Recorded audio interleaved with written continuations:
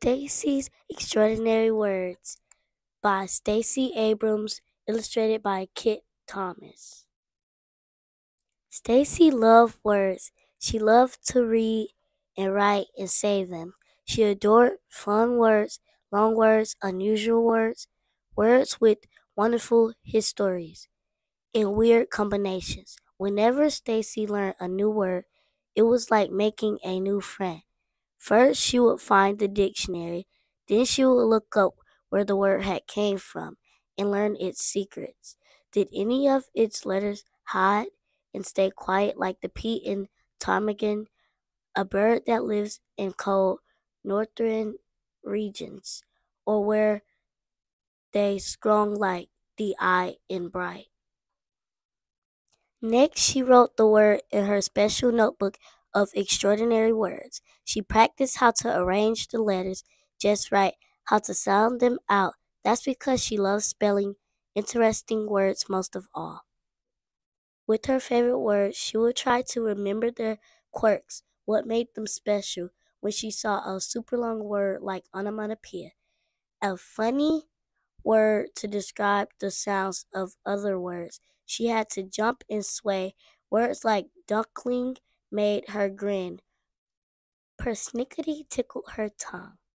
Sometimes Stacy thought that words understood her better than people did. When she sat by herself during recess, they never teased her about being quiet or about being clumsy when she fell, or awkward when the joke in her head came out wrong. When she read books under the covers, words never told her to go to sleep. Words understood why she was grumpy or anxious. In fact, words helped her explain what she was feeling, if only to herself. One day, Stacy's teacher, Mrs. Blakesley, asked her to wait after class. She squirmed into her seat because she was afraid, petrified. Another way to say really, really afraid. Usually, the teacher only kept the student after class because of a blunder, a mistake. Stacy! Miss Blakesley called Stacy to her desk and she returned her spelling test. A big red 100 sat at the top of the page. The teacher asked her, "Do you know what a spelling bee is?" "A really smart insect," Stacy joked. The teacher smiled. A spelling bee is a contest where students compete to spell as many words correctly as they can. "I would like for you to participate." Stacy couldn't believe it. Who else would be there?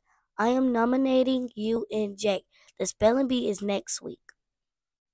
Stacy's excitement suddenly evaporated. Jake was not her friend. He was a bully who knew words too. Just yesterday, he used a complicated word that made Suki cry. Last week, she heard him say something cruel to Zivko about his accent. Stacy thought it was stupendous that Zivko knew words in two different languages. Stacy knew as many words as Jake did. She wanted to say something when he said mean things to her friends, but she was intimidated, scared, because sometimes he said hurtful things to her too. She wished she had used her clever words to help Suki or Zivko or herself by speaking up. Perhaps at the spelling bee she would be braver. At the spelling bee she would not be silent. All week long Stacy studied her spelling words from school and the ones she kept in her notebook. Still, the spelling bee felt as far away as the longest word she had ever seen. Sesquipedalian, a fancy way to describe words with lots of syllables. The days of the week were monotonous, torturous, and sluggish. Every hour felt longer and longer. Stacy wished for the week to whisk its days away. Finally, the morning of the spelling bee arrived. Stacy walked into the county library with her mother holding her hand tight. Mama gave her a big hug and whispered into her ear, "Just do your best. Your dad and I are very proud of you." Stacy followed her teacher to the room where the other students waited until it was time to go. Then they went onto a stage. The announcer explained the rules. Kids stepped up to the microphone one by one to get their word. If they spelled it right, the announcer told them so. But if they made a mistake, a bell would ring. The students would have to leave the stage, no do-overs. Stacy's turn finally came. Her stomach ached with nervous energy, but she was ready. Say the word thither. Sound it out. Thither. Spell it. Dither. That is correct, the announcer called on the next student in the next. Promptly, enormous, shutter, transportation, craggy, reception, village. Finally, only 3 contestants remained, Stacy and Jake and a girl from another school. The girl went up to spell her word. Ding! She had spelled chocolate without the second O. We are down to our final 2 contestants, the announcer told the audience. Jake took a long time to spell except. Stacy got squeezed, but she remembered the lost letters she adored, like Q and Z. Jake tackled clambering. Stacy conquered disengage, then Jake defeated geometry. Stacy returned to the podium, ready to do battle with her next word. She repeated it, she pronounced it, she spelled it. INSTANTANIOUS.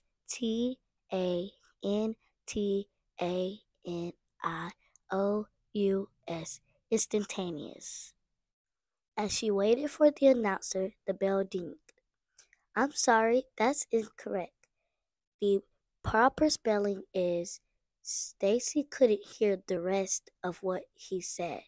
Tears filled her eyes, but she stayed on stage like a good sport as Jake got his trophy and she received her second place ribbon. Everyone congratulated Jake and so did she. Good job. Jake laughed and rolled his eyes. At least I know the difference between I and E. Stacy felt embarrassed, but she refused to let Jake make her cry. Well, I misspelled my word, but I do know how to be courteous. You should try it. She turned away and went to find her mom. If today were like one of the stories Stacy loved most, she would have won, and Jake would have learned that words were a gift that shouldn't be used to hurt people. But things didn't always happen that way in real life. Sometimes change was harder and it didn't happen right away. Stacy felt a hand brush her cheek. It opened her fist and smoothed out the ribbon. Mama, she put a butterscotch candy on top. Stacy's favorite kind. You okay? I lost. But you came so far nearly to the very end. Not far enough. I got the letter wrong and I didn't win. I failed. You only fail if you stop, her mother reminded her. I know there's a word for that. You know it too. Stacy thought about one of her favorite words, perseverance. PERSEVERANCE. Exactly. So let's go home and learn more words. There's always next year. Stacy imagined all the words she had yet to meet. New words and new ways to speak up and help others. She found them all. No, Mama, there's always tomorrow. Stacey Abrams is a remarkable American politician and activist known for her dedication to social justice and voting rights. She was born on December 9th, 1973 in Madison, Wisconsin. Stacey Abrams has a passion for helping others and making a positive impact on her community. Abrams served in the Georgia House of Representatives from 2007 to 2017 and made history as the first black woman to be a major party nominee for governor in the United States when she ran for governor of Georgia in 2018. She is also a successful author, lawyer, and voting rights activist. Stacey Abrams continues to inspire people of all ages with her commitment to equality and fairness for all.